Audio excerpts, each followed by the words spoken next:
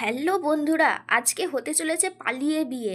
হ্যাঁ, আমি তো খুব এক্সাইটেড। তোমাদেরও ওই ভিডিওতে দেখাবো যে কি করে পালিয়ে বিয়ে হচ্ছে। চলো চলো দেখা যাক। আজকে আমার এটা আউটফিট ছিল, তোমরা কমেন্ট করে জানিও যে আমাকে কেমন লাগছে। বাড়ি থেকে তো বেরিয়ে গেছি, কিন্তু মনে মনে খুব টেনশন হচ্ছে আর এক্সাইটমেন্টও কাজ করছে। তাই টোটো ধরে চলে গেলাম স্টেশনে। স্টেশন থেকে এরপরে আমরা ট্রেন ধরবো, আর ট্রেন ধরেই আমরা চলে যাব মন্দিরে। হ্যাঁ, আজকে পালিয়ে মন্দিরেই বিয়ে হবে, চলো। তারপর ট্রেনে উঠেই নিজে একটু ঢং করে নিচ্ছি ক্যামেরার সামনে। ঢং না করলে চলেই না। বিয়ে হোক বা ছাই নাই হোক, খেতে তো হবেই, মুখ চলতেই হবে। এরপর তাড়াতাড়ি করে ট্রেন থেকে নেমে গেলাম। তাড়াতাড়ি সব কিছু করতে হবে, যদি কেউ ধরে নেয় তাহলে আর বিয়েটাই শেষ পর্যন্ত হবে না। তাই জন্য তাড়াতাড়ি করে মন্দিরের দিকে এগোলাম।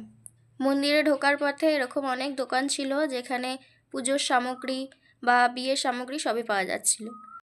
তারপর ঢুকে পড়লাম মন্দিরের ভেতরে। খুব সুন্দর একটা দৃশ্য ছিল সেখানে। তারপরে আর কি, শাঁখাপলা না পরলে কি বিয়ে হয় নাকি, তার জন্য শাঁখাপলার দোকানে চলে গেছিলাম। এই যে আমাদের নতুন বউ, এনাকেই এখন শাঁখাপলা পরানো হবে। আরে দাঁড়াও দাঁড়াও, তোমরা কি ভেবেছিলে আমি পালিয়ে বিয়ে করছি নাকি? আরে না না, আমি কেন পালিয়ে বিয়ে করতে যাব? আজ আমার দাদা আর বৌদির বিয়ে হচ্ছে। এই যে কনে, কনেকে এখন শাঁখাপলা পরানো হচ্ছে। আর এই যে আমার মহান দাদা, নাও এখন বর সেজে রেডি হয়ে দাঁড়িয়ে আছে। আর স্বাধীন জীবন ছেড়ে পরাধীন জীবনে এন্ট্রি মারছে। শুরু হয়ে গেছে বিয়ের রীতিনীতি। বিয়ে অলরেডি স্টার্ট হয়ে গেছে। হেসে নে দাদা, এরপরে তোর জীবনে যে কি হতে চলেছে সেটা তুইও জানিস না।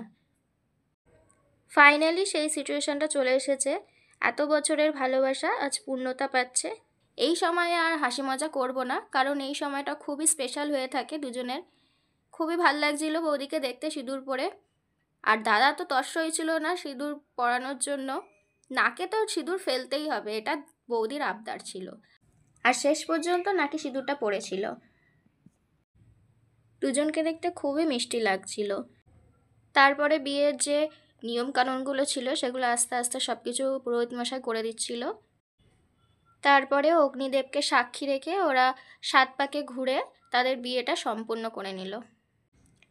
বিয়ে তো ফাইনালি শেষ, কিন্তু এরপরে তো বউকে ঘরে ঢুকাতে হবে। কিন্তু এখানে কোনো প্রবলেম হয়নি, কারণ দাদার মা, উনি শাশুড়ি হিসেবে খুবই ভালো। দুজনকে খুব ভালো করে বরণ করে ঘরে তুলেছিলেন। এবারে সবার মনে একটা প্রশ্ন হতে পারে যে বর আর বরের ফ্যামিলি যদি মেনেই থাকে, তাহলে পালিয়ে বিয়ে করার কি মানে?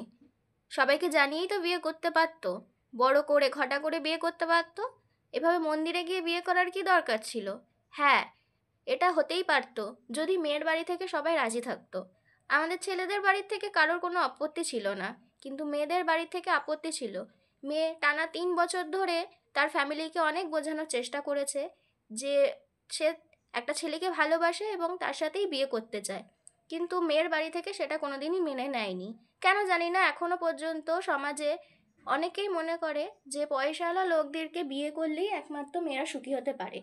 কিন্তু একদমই নয়। আপনার মেয়েকে আপনি একজন মানুষের সাথে, সৎ মানুষের সাথে বিয়ে দিন, পয়সার সাথে বিয়ে দেবেন না, তাহলে আপনার মেয়ে কোনোদিনই সুখী হতে পারবে না। যাই হোক, অনেকটা জ্ঞান দিয়ে দিলাম। এরপরে বউ আর বরকে আশীর্বাদ করে নিচ্ছিল বাড়ির সবাই, বড়রা।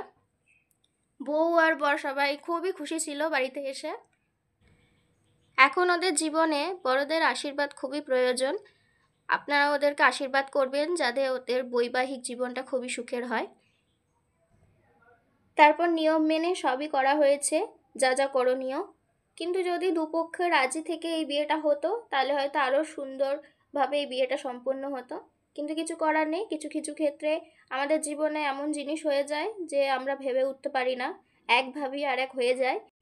যাই হোক, তোমরা ওদেরকে আশীর্বাদ করো যাতে ওদের বৈবাহিক জীবন সুখের হয়।